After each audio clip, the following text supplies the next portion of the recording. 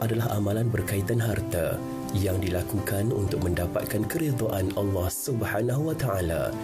Ia merupakan satu bentuk amalan jariah yang mendapat ganjaran berlipat kali ganda daripada Maha Pencipta. Pun begitu, sayangnya masih ramai yang masih belum memahami konsep wakaf dan kepentingannya untuk membangunkan masyarakat. Ada pula yang mengetahui tentang amalan wakaf, tetapi yang mengenali dalam perspektif yang kecil. Untuk mengetahui dengan lebih terperinci, apakah itu wakaf dan bagaimana amalan wakaf telah membangunkan umat sejak zaman berzaman.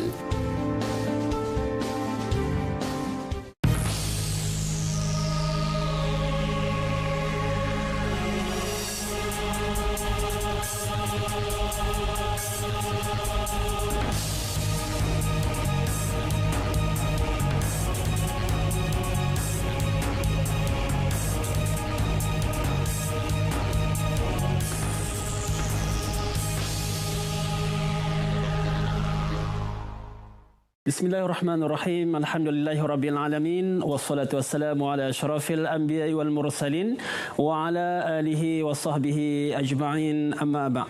Assalamualaikum warahmatullahi taala wabarakatuh dan salam Malaysia Madani. Alhamdulillah, syukur kita kepada Allah Subhanahu wa taala kerana pada minggu ini sekali lagi kita bertemu dalam rancangan Fikrah Adakah Mencari Yang Dicari. Baik, sidang penonton yang dirahmati Allah sekalian, tajuk ataupun topik pada minggu ini adalah potensi wakaf madani.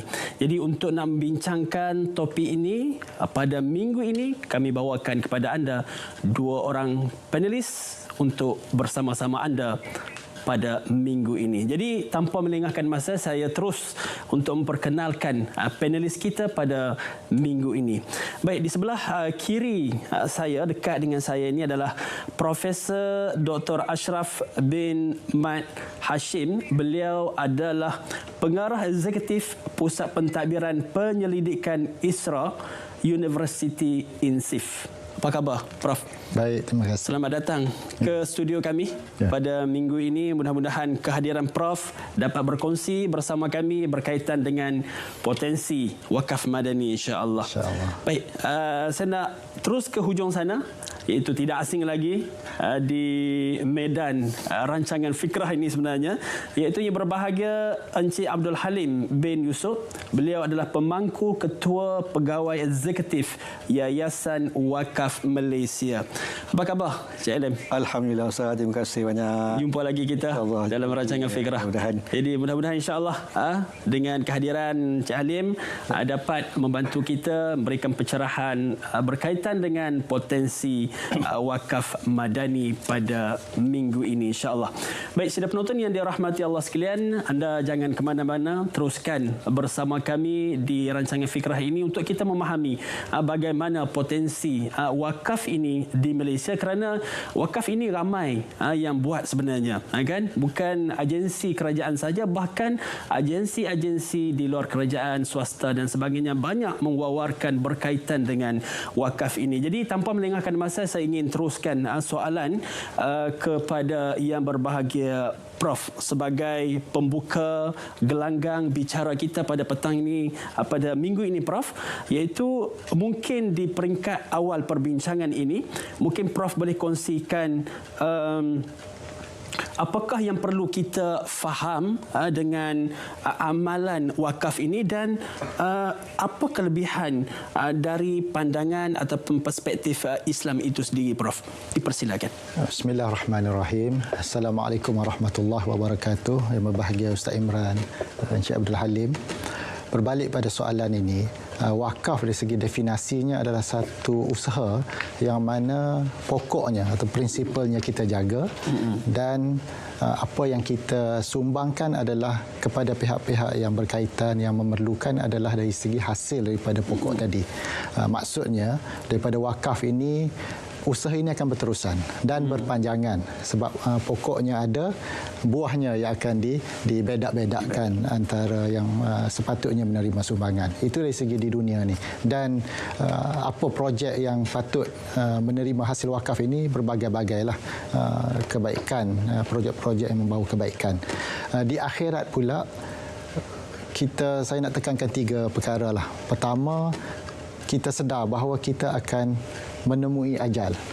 Dan kita nak bahawa amalan kita ini bukan saja kita boleh buat di dunia ini, tetapi apabila kita meninggal pun kita akan tetap mendapat pahalanya berterusan. Dan inilah sesuai dengan satu hadis yang diriwayatkan oleh Abu Hurairah bahawa apabila matinya anak Adam, tidak ada amalan yang akan berterusan melainkan 3. Dan salah satunya adalah sedekahun jariah. Sedekahun jariah inilah yang kita namakan sebagai wakaf. Kerana sedekah ini jariah, berterusan. Kerana berterusan kerana prinsipalnya dijaga dan buahnya yang dibahagi-bahagikan. Dan satu lagi mungkin menarik juga untuk kita renungkan dalam satu ayat Allah Subhanahu wa taala berfirman wa anfiqu mimma razaqnakum min qabli an ya'tiya ahadakumul maut fayaqulu rabbi laula akhartani ila ajalin qarib fa asaddaqa wa akum minas salihin. Ini cerita orang yang menyesal. Kalaulah boleh diminta pada Allah Subhanahu wa taala, ringkasnya kalaulah boleh dikembalikan ke dunia, apa yang dia nak buat? Dia nak melakukan sedekah, melakukan wakaf. Jadi ini adalah sementara kita masih lagi hidup, kita ada peluang, maka marilah sama-sama kita berwakaf supaya memastikan ada kebaikannya di dunia dan juga kita sendiri akan terus mendapat manfaat itu walaupun kita telah meninggalkan dunia ini. Baik, terima kasih kepada Yang Berbahagia Prof di atas buah untuk kita nak membuka gelanggang perbincangan topik kita pada minggu ini.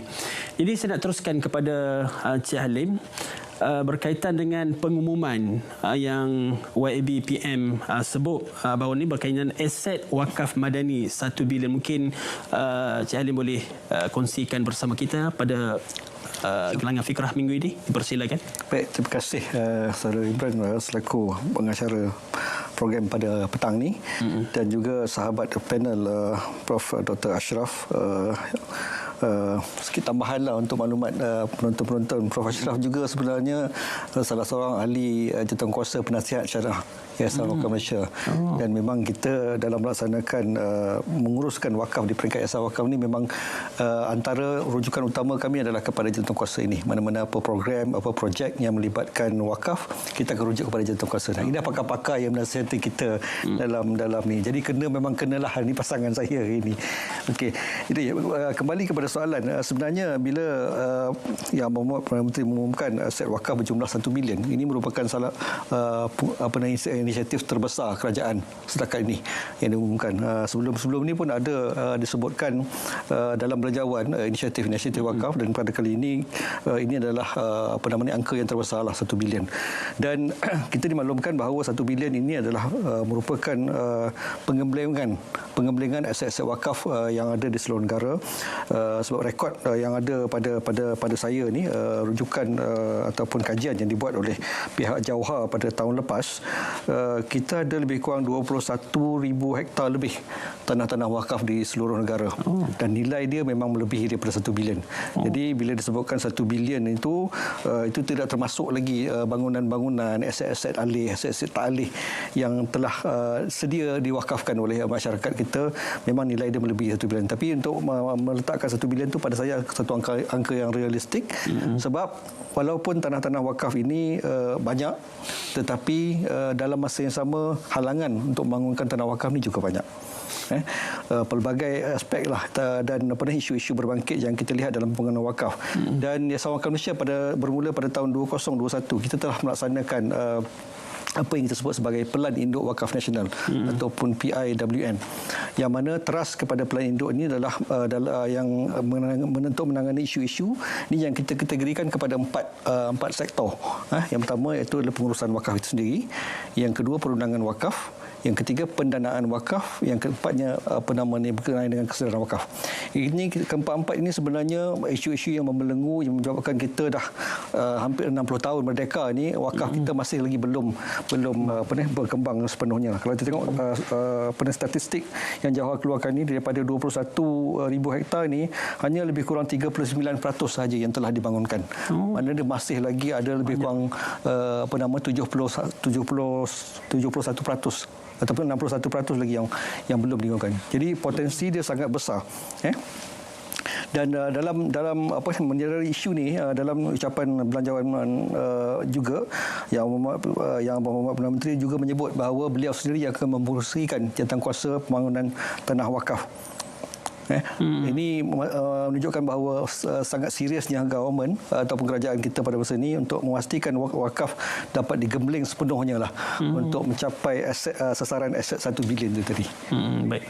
Terima kasih kepada Cik Halim di atas perkongsian kepada kita. Banyak lagi 39% baru penggunaan wakaf tu kan. Jadi banyak lagi. Baik, saudara penonton yang dirahmati Allah sekalian, banyak lagi topik ini akan kita bincangkan insya-Allah. Kembali selepas ini, kita rehat seketika. Yang Amat Berhormat Perdana Menteri dalam Pembentangan Belanjawan 2023 telah mengumumkan bahawa kerajaan akan mewujudkan wakaf madani dengan aset bernilai lebih 1 bilion ringgit terdiri daripada tanah, masjid, bangunan, kemudahan kesihatan dan pendidikan yang akan dioptimumkan. Untuk memastikan usaha ini dilaksanakan dengan jaya, kerajaan telah mengumumkan penubuhan sebuah jawatan kuasa dengan objektif wakaf menyumbang sebanyak 20% pengembangan sektor kewangan sosial Islam menjelang 2030. Ini menjadi bukti bahawa kerajaan amat bersungguh-sungguh untuk membangunkan potensi wakaf. Apabila diundur waktu merenung sejarah, sahabat-sahabat Nabi SAW, mereka berlumba-lumba untuk mewakafkan harta mereka. Begitu luar biasa semangat berwakaf yang ditonjolkan para sahabat yang telah dididik oleh Rasulullah SAW. Semuanya bermula dengan ilmu dan kefahaman. Ia menjadi pasak kepada amalan dan tindakan.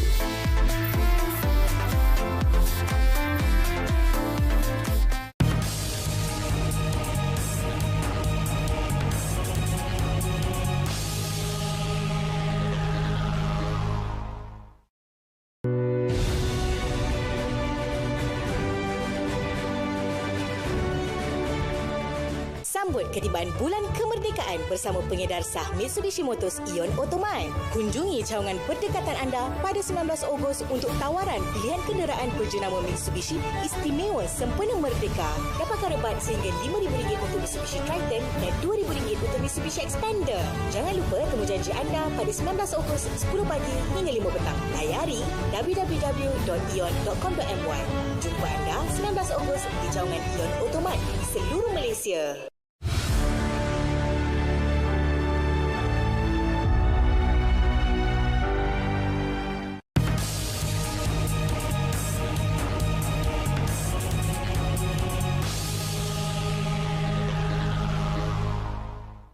Baik, kembali kita dalam rancangan Fikrah pada minggu ini.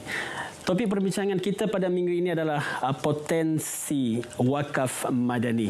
Jadi saya nak terus perbincangan kita kepada yang berbahagia, Prof.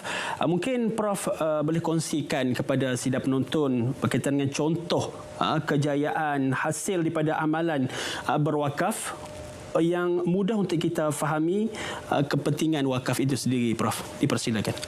Wakaf ni sebagaimana yang disebut oleh pengerusi tadi bermula seawal Islam di zaman Rasulullah sallallahu alaihi wasallam. Apabila turun saja ayat man zallazi yuqridullaha qardan hasana, sesiapa yang memberi quote unquote pinjam kepada Allah, maka Allah akan menggandakan dengan gandaan yang banyak. Surah Al-Baqarah 245. Apabila mendengar saja ini, para sahabat antaranya Abu Dahdah terus mewakafkan kebunnya. Begitu juga apabila turunnya ayat lan tanalul birra hatta tunfiqu mimma tuhibbun, tidak mencapai kebaikan sehinggalah kamu mewakafkan, membelanjakan apa yang kamu suka. Maka terus Abu Talhah Al-Ansari mewakafkan telaganya. Begitu juga dalam sirah sahabat, Osman bin Al-Affan antara yang banyak mewakafkan. Kalau yang berada di Tanah Suci sekarang ni kebetulan berada di Madinah, mungkin boleh pergi melawat. Kalau kita menghadap ke Masjid Nabi itu di sebelah kanan, ya, bukan row pertama lah, mungkin row ketiga daripada barisan hotel-hotel tu, ada satu hotel yang tertulis di atasnya Wakaf Al-Affan. Jadi itu sampai hari ini Saidina Osman mendapat pahalanya berterusan. Jadi itu apa yang berlaku di zaman Rasulullah. Di zaman moden ini, contohnya adalah Universiti Al-Azhar. Ya, Universiti Al-Azhar yang ditubuhkan oleh kerajaan Fatimiyah lebih kurang tahun 97 Masihi adalah berasaskan wakaf. Ya, syariat ataupun jalan itu dengan gedung-gedungnya itu adalah wakaf, yang menyebabkan sesiapa yang belajar di Azhar itu tidak perlu membayar yuran. Semuanya percuma, dan bagaimana Azhar telah melahirkan rasanya ribuan agamawan, mungkin jutaan. Itu adalah hasil wakaf. Dan itu berlaku tahun 975 Masihi. Kalau kita tengok pada barat, antara yang terawal yang dicatat adalah Universiti Cambridge dan Oxford, yang mana dua-dua universiti ini lahir lebih kurang tahun 1200 Masihi. Juga wakaf. Banyak endowment. Kalau Oxford, kalau ikut data yang saya ada, lebih kurang 4 bilion pound. Kalau Cambridge 6 bilion pound. Maknanya apa yang baik itu juga diambil iktibar dan diaktifkan, bukan saja di kalangan masyarakat kita orang Islam, bahkan di kalangan masyarakat yang tidak Islam juga. Jadi sejarah tu satu hal, kita ada sejarah yang gemilang mengenai wakaf, tetapi ke depan ini kita tidak boleh bernostalgia dengan sejarah lah. Kita kena fikir macam mana kita nak menghidupkan kembali wakaf ini supaya dia betul-betul berperanan, kerana kebaikannya terlalu banyak. Kita kena gemilangkan balik wakaf ini, insya-Allah. Baik, terima kasih kepada yang berbahagia Prof di atas perkongsian kepada kita.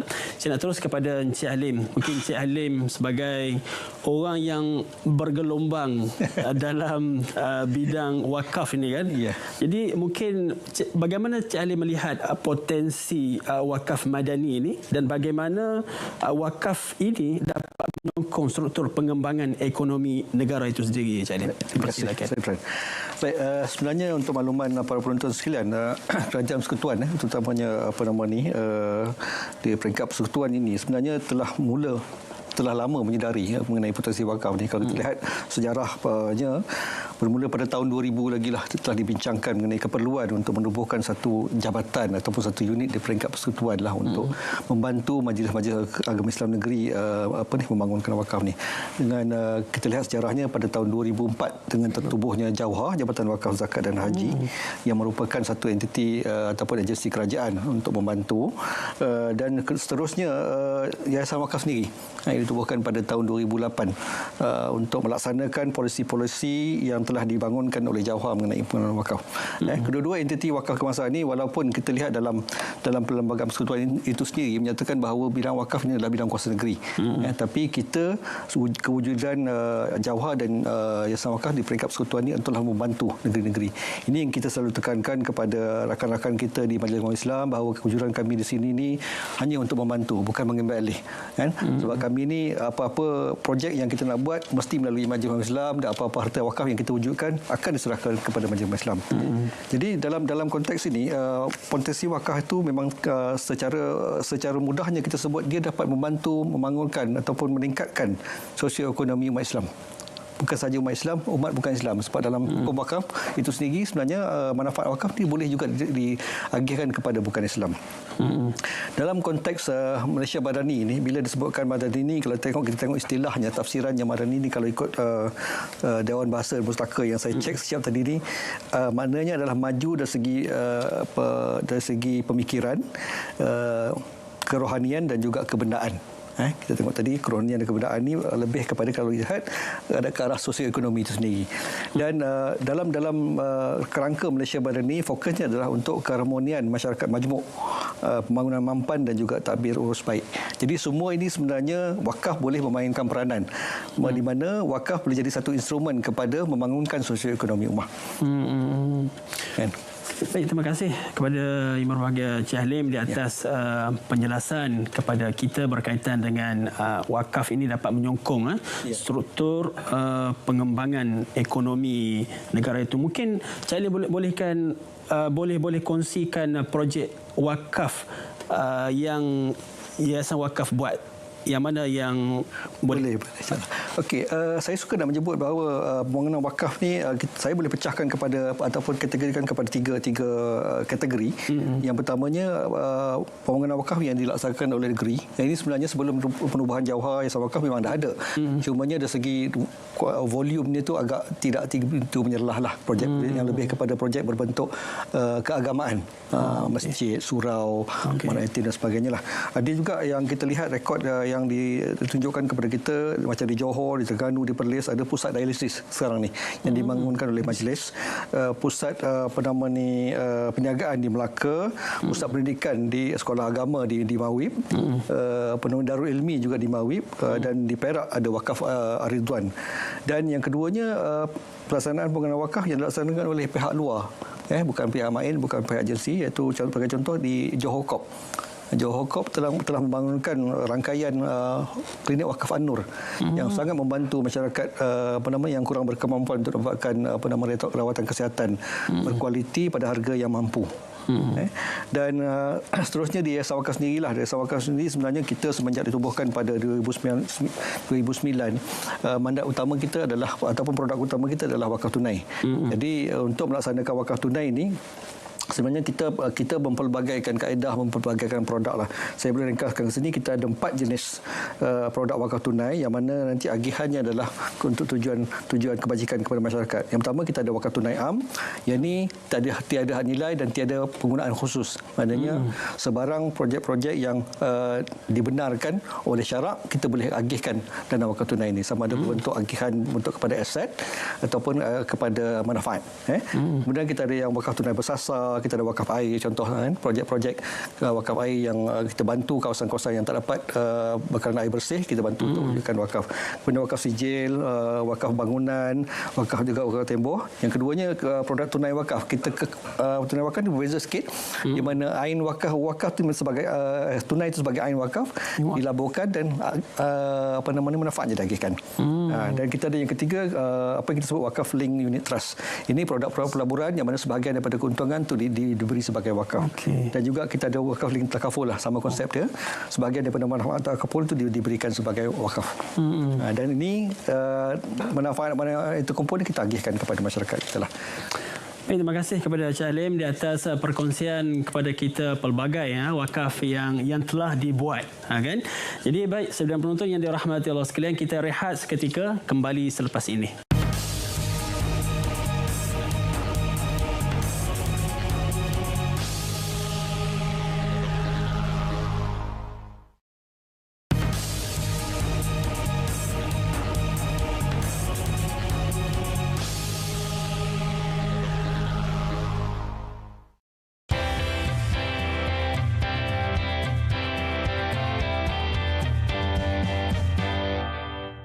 Tuan-tuan pasti pernah dengar tentang tafsir pimpinan Ar-Rahman. Okey, di tangan saya ini adalah tafsir pimpinan Ar-Rahman.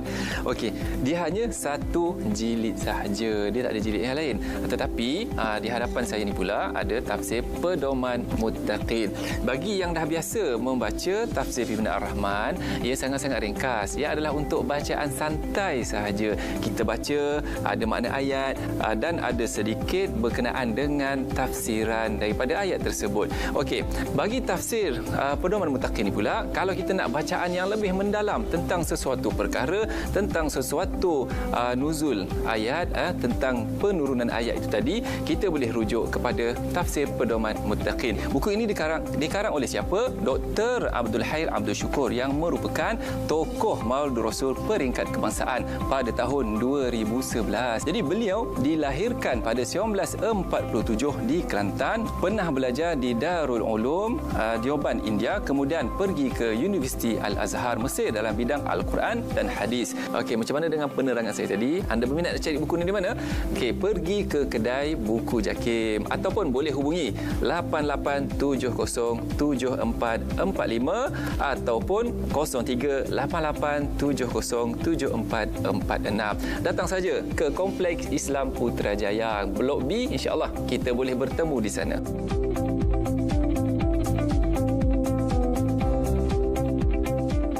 Baik, kembali kita dalam rancangan Fikrah pada minggu ini. Tajuk perbincangan pada minggu ini adalah potensi wakaf madani. Baik, saya nak teruskan soalan kepada yang berbahagia Prof. Kalau kita lihat tadi, sebelum ni Cik Halin dah menerangkan kepada kita apa yang telah buat wakaf tersebut. Jadi untuk soalan kali ini, mungkin saya nak tanya Prof, mungkin ada lagi idea-idea yang lebih besar yang dapat memberikan manfaat kepada masyarakat, maknanya idea-idea wakaf yang lebih besar. Dipersilakan Prof. Terima kasih. Menyambung pada apa yang Cik Halim sebut tadi, idea besar ni bukan kita mengecilkan usaha tadi. Maknanya kebaikan ni kita tak boleh, orang nak buat sikit ke banyak itu berserah pada Allah, keikhlasan dan sebagainya. Tetapi saya melihat wakaf ini ada potensi untuk dikembangkan untuk projek yang mega. Dia adalah satu wahana, satu vehikel, kenderaan yang boleh membantu membangunkan ekonomi negara. Kita bukan cakap pasal 100-200 juta. Misalnya projek 500 juta, projek 2 bilion, 3 bilion. Itu boleh kita kembangkan melalui wakaf. Tetapi caranya, itu kajian pun banyak dah dibuat. Di ISRA pun kami ada buat kajian. Tak boleh kita wakaf macam wakaf beli lot tanah sikit seorang, itu memang nak cukup 1 bilion. Lama mana kita nak kumpul. Jadi innovationnya ataupun cara baru adalah dengan menggabungkan misalnya sukuk. Sukuk ni kalau kita isu, saya juga penasihat syariah Suruhanjaya Security, 2-3 jam habislah 500 juta, 1 bilion sekejap saja, fully subscribe. Tetapi dia kena ada return. Jadi kita gabungkan commercial element ni dengan wakaf, yang mana commercial element ini hanyalah satu bridge kepada wakaf yang berterusan. Jadi ada cara-caranya, yang mana Suruhanjaya Security juga telah ada framework untuk sukuk wakaf dikeluarkan, boleh dikeluarkan. Jadi itu yang saya nampak. Katalah satu jalan yang kita nak buat daripada A ke B ni memerlukan 1 bilion. 1 bilion. Dan kita perlukan financing. Kita isu sukuk. Kan kita isu sukuk, dan sepanjang tempoh 7 tahun sukuk ni dia ada tempoh matang. Kita kutip tol. Jadi daripada tol tu kita bayar orang yang beli sukuk ini untuk komersial, dia dapat untung dan dia dapat balik prinsipal. Tapi bila habis saja tempoh ni, jalan itu akan menjadi jalan wakaf. Adalah cara-caranya. Jadi saya rasa idea-idea sebegini, kalau dengan sokongan dan dokongan kerajaan, boleh kita ketengahkan dan banyak keuntungannya kepada kerajaan. Jimat duitnya, jimat. Ada juga kita macam wakaf sementara tadi, orang yang masuk ni boleh jadi dia masuk sementara, tapi bila projek tu nampak berjalan cantik, dia kata tak apalah, yang sementara tu dia convert kepada permanent. Tak payah bayar balik kapital dia. Jadi banyak cara-cara untuk nak menjadikan wakaf ini satu yang workable lah, practical dan applicable, insya-Allah. Terima kasih kepada Prof atas perkongsian kepada kita. Satu idea yang bagus tu. Cumanya kita nak kesedaran. Itu pun penting juga kan. Maknanya kalau dengan kesedaran bahawa wakaf ni memberikan impak yang besar kepada sistem hidup dunia dan akhirat, saya rasa banyak yang akan invest, yang akan ni kan. Wakaf tu. Cumanya saya nak tanya Cik Halim. Sejauh mana kesedaran rakyat Malaysia berkaitan dengan amalan berwakaf ni, Jalim? Dipersilakan. Terima kasih Saudara Imran. Saya suka untuk memecahkan kesedaran wakaf ni kepada 3 kategori lah. Yang pertamanya kepada penyumbang-penyumbang wakaf ataupun kita sebut sebagai pewakaf, orang yang nak memberi wakaf tu. Kan? Yang keduanya kepada pentadbir wakaf. Pentadbir wakaf ni macam kami di peringkat Persekutuan Jawahar Yayasan Wakaf dan juga di negeri itu Majlis Kamisan Negeri lah. Yang ketiganya adalah pemerintah sendiri. Sebab ketiga-tiga ni memainkan peranan yang berbeza dan sangat penting untuk memastikan wakaf dapat kembali kepada era kegemilangannya. Kita tengok dalam untuk pewakaf ni sebenarnya kempen-kempen telah banyak dibuat. Cuma kita lihat, saya suka membandingkan negara kita dengan Singapura sebenarnya.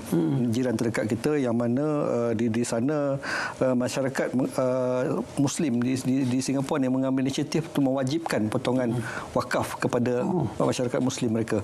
Sebabnya adalah mereka dalam keadaan ditekan untuk mewujudkan sendiri fasiliti kemudahan untuk orang Islam sendiri sebab kerajaan tak bantu. Sebab kerajaan dia bukan kerajaan Islam, jadi tapi dia membenarkan Majlis Ummah Islam Singapura untuk mewajibkan rakyat yang bukan Muslim untuk buat potongan gaji.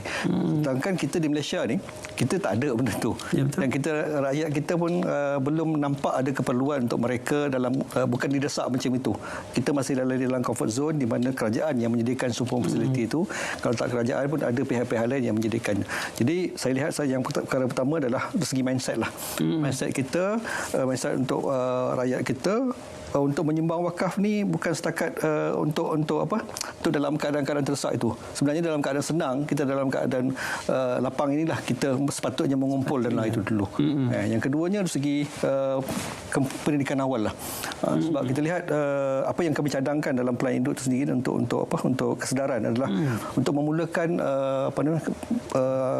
pengetahuan berwakaf di peringkat sekolah rendah lagi. Supaya anak-anak kita di sekolah ini telah terdidik dengan ilmu, terdidik dengan amalan berwakaf sendiri. Sebab kita cadangkan terminologi adalah household brand. Kita menjadikan wakaf ini dalam satu keluarga itu kalau nak berinfak, bersedekah, wakaflah dia punya mekanismenya. Kan sebabkan ganjaran pahala tadi. Kan.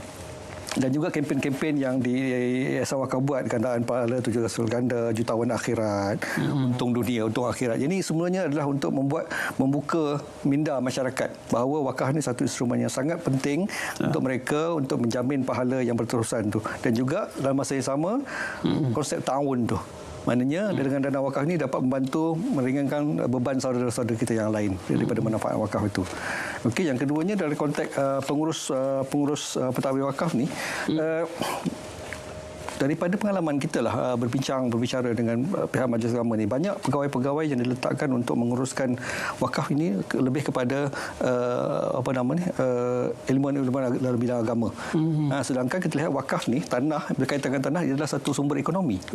Jadi wakaf hendaklah dilihat, pengurusan wakaf ini hendaklah dilihat sebagai menguruskan hal ehwal ekonomi, bukan setakat agama semata-mata, menjaga dia punya hukum hakam wakaf. Itu pun penting, tapi yang lebih penting, yang satu lagi faktor adalah untuk bagaimana melihat potensi ekonomi kepada tanah-tanah wakaf itu. Sebab kalau tak ada itu, tak ada knowledge itu, kita hanya melihat saja tanah wakaf itu terbiar, tidak bangunkan. Itu yang dulu memang digunakan istilah tanah wakaf terbiar, tapi saya tidak suka menggunakan istilah tanah wakaf terbiar sebab itu akan mengguris hati main. Kenapa dia terbiarkan, tidak dibangunkan? So, kata tanah wakaf yang belum dibangunkan. Sebab kan saya tengok dua punca. Yang pertamanya dari segi kepakaran untuk membangunkan. Prof tersebut tadilah bila kita injek instrumen read, sukuk apa semua ni kan di peringkat Majlis Islam ni tak sampai lagi maklumat tu. So kita kena educate mereka, kena berikan ilmu tu kepada mereka. Yang kedua dari segi pendanaan lah. Kepakaran dan pendanaan. Ini dua elemen utama yang kita lihat yang merencatkan bangunan wakaf Indonesia. Jadi yang ketiganya dari segi pemerintah sendiri, bila menyebut tentang tanah wakaf ni, dia sama juga, tanah ni sebenarnya sama juga dengan sifat dia dengan tanah-tanah yang lain yang untuk pembangunan. Jadi perlu ada satu mekanisme, satu insentif untuk pembangunan tanah wakaf ni, sama seperti insentif lain. Sebagai contoh, kita ambil kerajaan pada tahun 2020 telah menggunakan insentif green insentif, yang mana Bank Negara sendiri memperuntukkan 1 bilion untuk untuk merancangkan bangunan green industri ini. Jadi sama jugalah kita mengharapkan kerajaan memberi perhatian kepada bangunan wakaf ni dengan memberi insentif-insentif untuk membangunkan wakaf ni. Sebagai contohnya waiver kepada ataupun pengecualian kepada fee pembangunan dan sebagainya, tax insentif dan sebagainya. Terima kasih kepada Syekh Halim di atas perkongsian kepada kita. Cumanya minat saya tadi berkaitan dengan pendidikan awal tu, yang tu pentinglah untuk kesedaran tu. Baik, sidang penonton yang dirahmati Allah sekalian, kita rehat seketika, kembali selepas ini.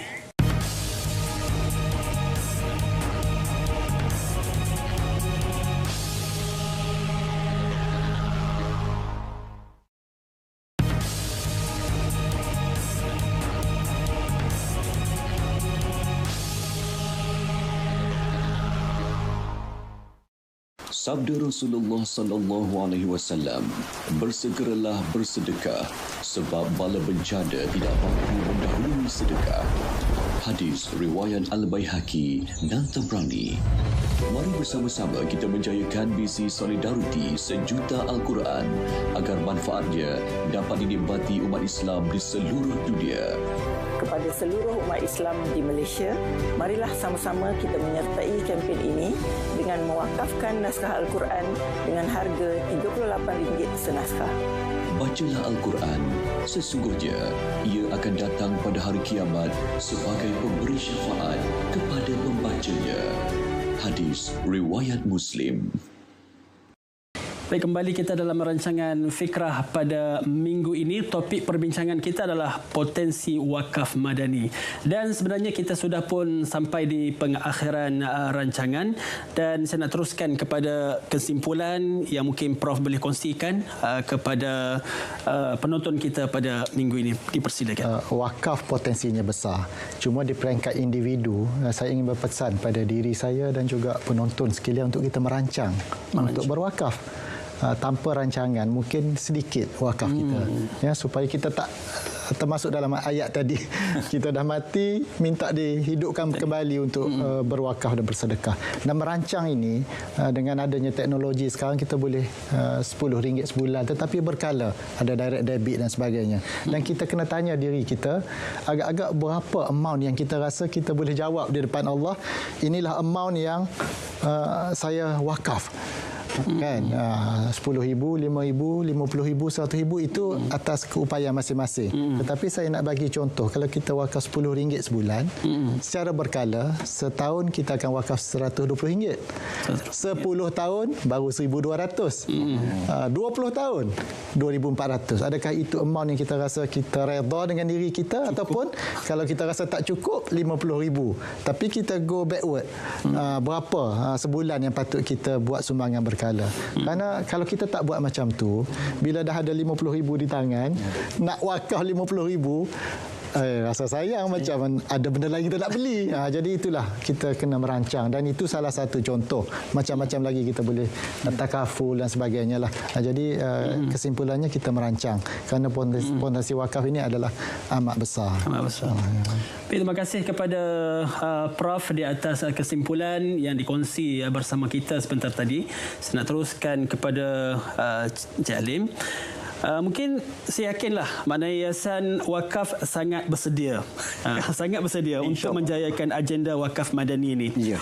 Mungkin secara ringkas saja Alim boleh kongsikan plan tindakan yang telah diambil oleh pihak Yayasan Wakaf untuk menjayakan Okey, secara big plan ya, saya boleh kongsikan di sini bahawa dalam Pelan Induk Wakaf Nasional yang saya sebutkan di awal tadi itu, sebenarnya bila kita melihat kepada 4 yang kategori isu yang kita membelenggu, yang kita katakan membelenggu pembangunan wakaf ni, 4 isu ni yang kita perlu selesaikan. Yang pertamanya itu berkaitan dengan pengurusan. Jadi apa kita punya langkah ke hadapan adalah untuk memantapkan institusi perkhidmatan wakaf ni. Antara yang kita cadangkan dalam kategori dalam trust ini adalah untuk mewujudkan jawatan kader untuk pegawai wakaf di negeri.